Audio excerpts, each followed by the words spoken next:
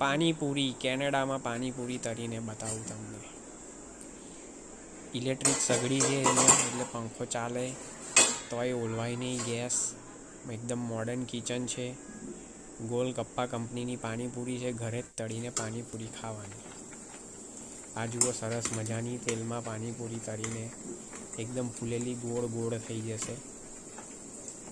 આપણે નોર્મલ ભજીયાની જેમ જ નાખી દેવાની, અંદર તેલ આવે તારે. સરસ મજાની ક્રન્ચી, થોડી લાલ કરવી હોય તો વધારે વાર તળવાની.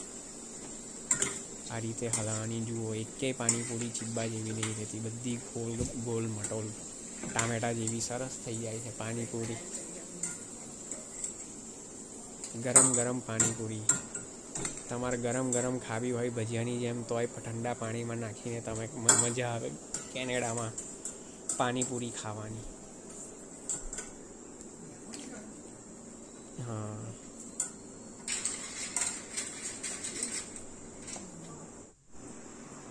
જોઈ લો સરસ મજાની પાણીપુરી કેવી તળાઈ ગઈ, બહાર જેવી જ.